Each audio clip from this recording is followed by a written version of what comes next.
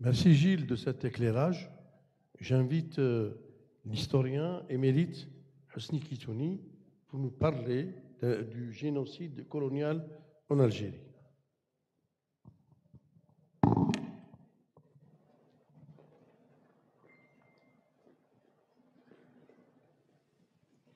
Je remercie Monsieur le recteur, Monsieur le représentant du ministère de l'Enseignement supérieur, l'Université de Bjaya, les étudiants, les chercheurs, pour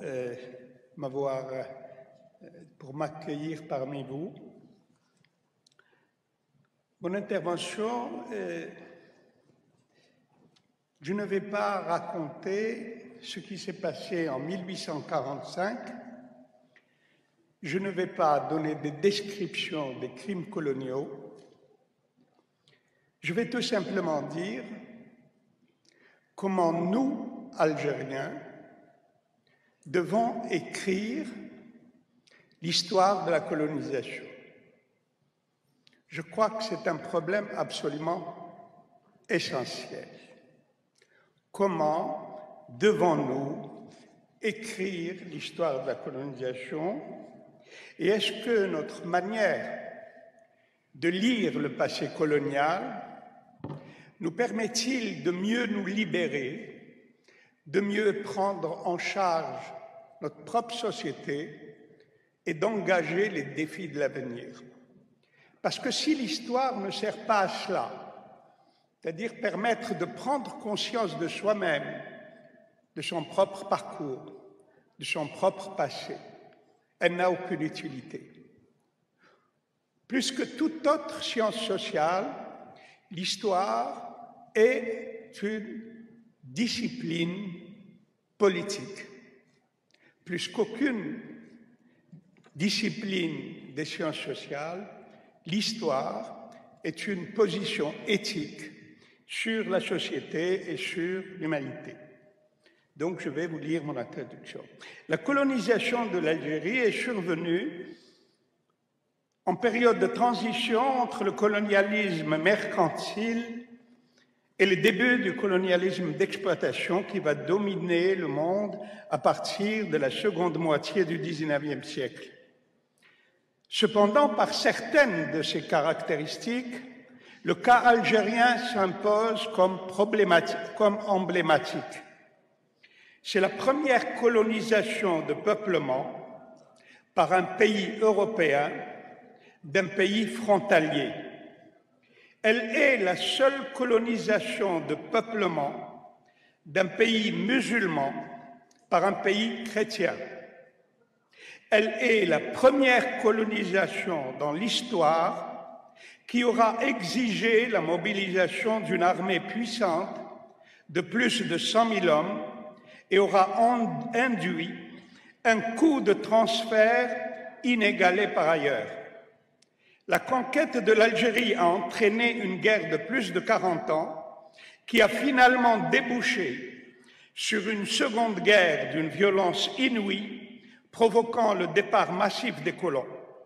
Pour toutes ces raisons, la colonisation de l'Algérie présente un caractère ambivalent.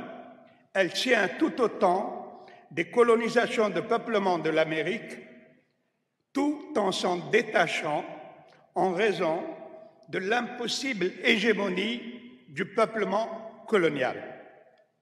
Malgré son importance dans l'histoire, le cas algérien reste sous-étudié et la question de la place et du rôle du peuplement colonial dans le processus de formation de la société coloniale, son articulation à la question de la terre comme enjeu central de la conflictualité coloniale, comme celle des formes de racialisation nées du choc de l'islam et de la chrétienté, sont sous-estimées, voire ignorées.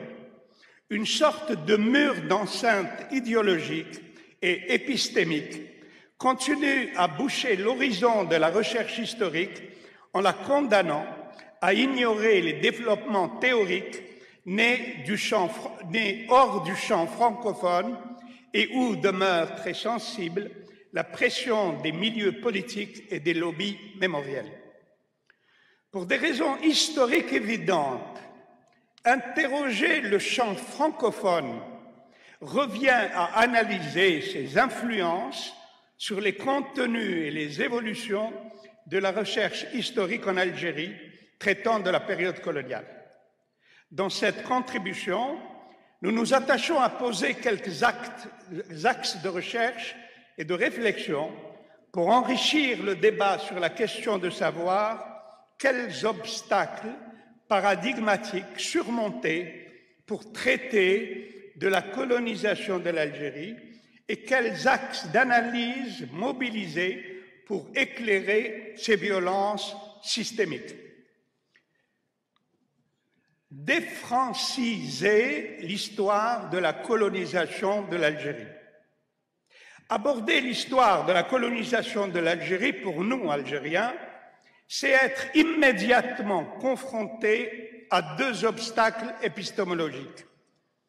Le premier consiste à considérer la colonisation de l'Algérie comme relevant exclusivement des rapports entre les deux pays, comme si cette colonisation était isolée de l'histoire du monde. Le second obstacle est la provincialisation de l'Algérie et de son histoire, considérée comme une sous-histoire de celle de la France, d'où il s'ensuit que son intelligence relèverait exclusivement du rôle de l'action du colonisateur. De ces deux obstacles épistémologiques s'ensuivent les effets suivants. Enfermement de la recherche historique dans le champ exclusif des savoirs de la France sur l'Algérie, ce qui renvoie à l'immense bibliothèque coloniale, ses archives, ses débats, ses problématiques. En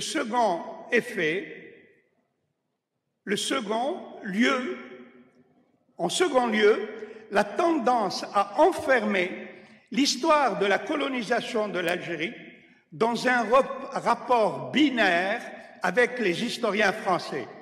C'est de là que découle l'idée selon laquelle on peut écrire une histoire en commun, comme si cette histoire constituait une affaire exclusivement algéro-française et concernait un passé en marge de l'histoire du monde. Ce francocentrisme dominateur se manifeste par le rejet des savoirs venus d'ailleurs. L'université française, l'historiographie de la colonisation, tourne le dos aux problématiques, aux bibliographies, aux méthodes développées hors du champ francophone. Pourtant, depuis les années 1980, des acquis théoriques décisifs sur la colonisation de peuplement, sur la question du génocide, sur le racisme systémique, proposent des instruments de recherche novateurs pour mieux appréhender l'histoire de l'Algérie, l'ouvrant à de nouvelles perspectives et à de nouveaux objets historiques. Ainsi, pour un chercheur algérien qui s'en tient au champ francophone, il lui est pratiquement impossible d'avoir accès aux travaux mondialement connus des études subalternes développées autour de Ranjit Guha et Bhabha et de bien d'autres intellectuels indiens qui ont donné naissance à un courant critique extrêmement fécond, invitant à rompre avec les historiographies élitistes, qu'elles soient coloniales ou nationales. En restant dans le champ francophone, le chercheur ne connaîtra pas non plus les bénéfices de la prodigieuse conceptualisation de la colonisation de peuplement par les universitaires Patrick Wolf, Renzo Veracini et d'autres. Ce courant puissant fonde une analyse notamment sur le cas de l'Australie, des Amériques, de Palestine, pour développer une analyse pertinente de la colonisation de peuplement comme champ de savoir spécifique.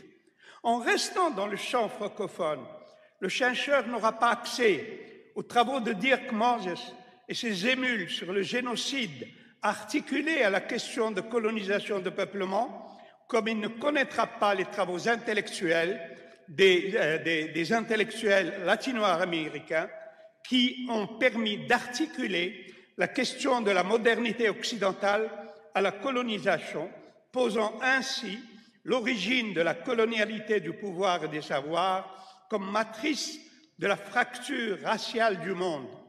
Certes, ces contributions ne nous dictent pas l'histoire de l'Algérie, mais elles nous aident à l'écrire par le renouvellement des problématiques, des méthodologies et des sources. Sortir de la bibliothèque francophone et déprovincialiser l'histoire de la colonisation en remettant au cœur de la démarche historienne les acteurs autochtones,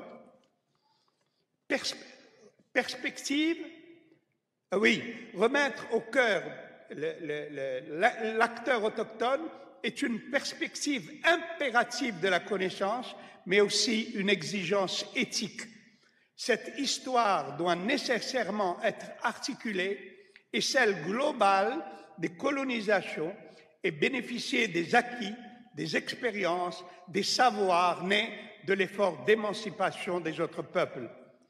Si des ponts doivent être tendus entre le local et le mondial, d'autres tout aussi impératifs doivent être notamment entre historiens et chercheurs des autres disciplines, quelle que soit la graphie de leur écriture, leur domaine de compétence, le lieu de leur exercice. Les spécialisations ne doivent pas être des murs d'isolement, mais plutôt un tissage des savoirs. Remettre les Algériens au cœur de l'histoire. L'analyse du cas algérien à la lumière des perspectives de la colonisation de peuplement pose immédiatement la question de la décolonisation. En effet, au vu des colonisations de peuplement de type classique, le cas algérien et de certains pays africains tels l'Afrique du Sud, la Rhodésie du Sud, l'actuel Zimbabwe, le Kenya, soulèvent la question de leur véritable nature, d'où les tentatives de catégorisation telles que colonie mixte, prétendue colonie de peuplement, ça c'est les catégorisations conceptuelles, ou colonie de type africain, avancées par des chercheurs afin d'intégrer ces cas atypiques aux études de colonisation de peuplement. La question qui doit être, selon nous, posée est la suivante. Pourquoi les puissances coloniales ont-elles échoué à remplacer radicalement le peuple autochtone par le peuple invasif dans ces pays africains, alors qu'elles sont parvenues à le faire majoritairement en Australie et en Amérique du Sud, en Amérique du Nord.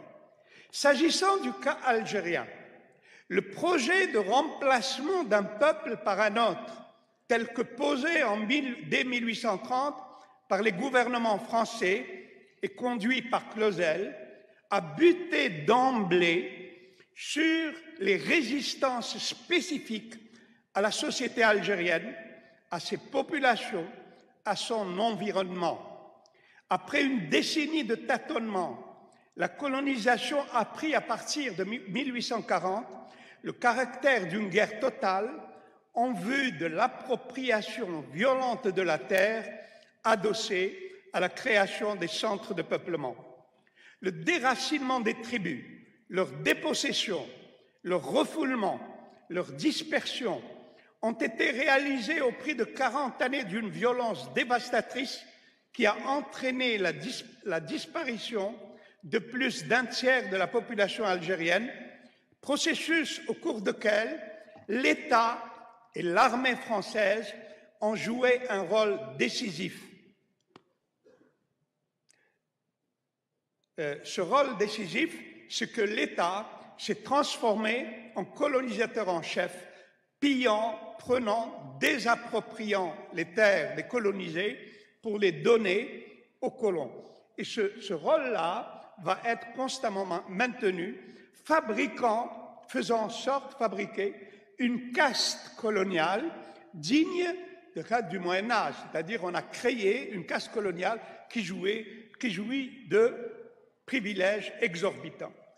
De ce raisonnement, il découle ce qui s'ensuit. Premièrement, de ce que je viens de dire, la nécessité méthodologique d'étudier le processus d'élimination des autochtones comme principe organisateur de la société coloniale et la lutte pour la terre comme élément irréductible. La violence dans ce contexte est un facteur endogène structurant la relation envahisseur-autochtone dans un processus incessant d'élimination en vue d'assurer l'hégémonie du peuplement colonial.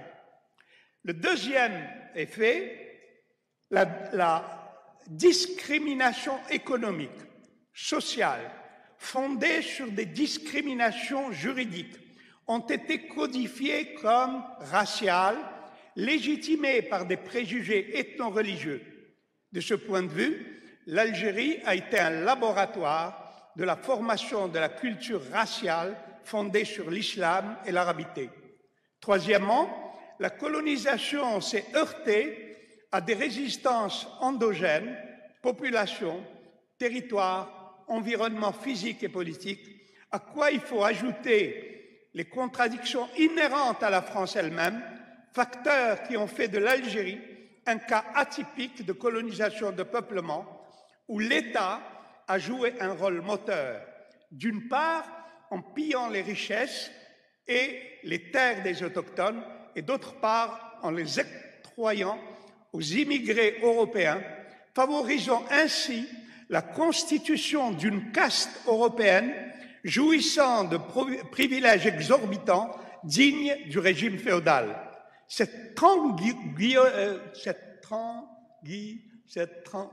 Ce rapport triangulaire formé de l'État métropolitain, la caste européenne, le peuple algérien, a déterminé la formation d'une société coloniale atypique.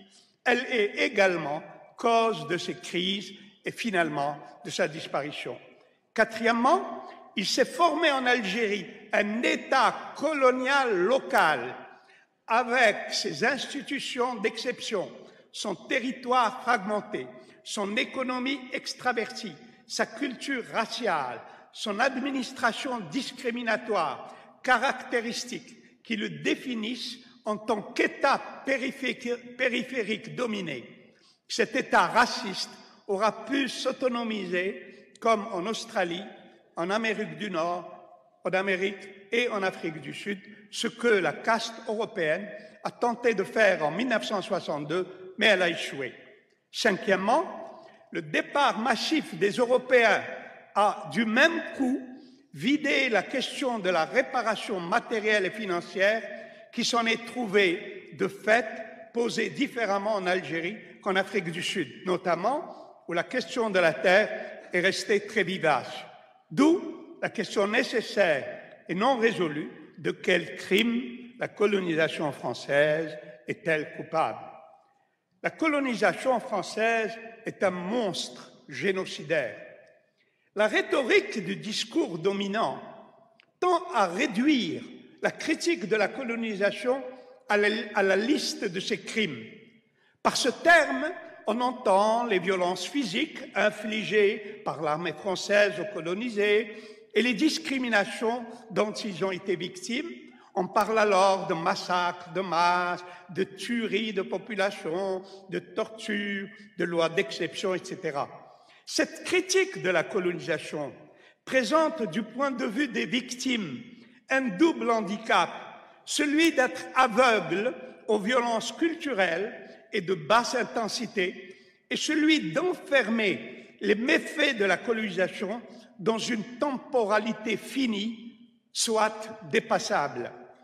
Si le massacre de population provoque la disparition physique d'une partie ou de la totalité d'un groupe, la dépossession de terres, le déplacement de population, l'effacement du caractère national d'un groupe, sa désocialisation par l'élimination de ses élites sociales et religieuses, la destruction de ses lieux de culte, de son patrimoine culturel, sa privation de l'usage de ses langues, sont des violences tout aussi dévastatrices que la mort elle-même.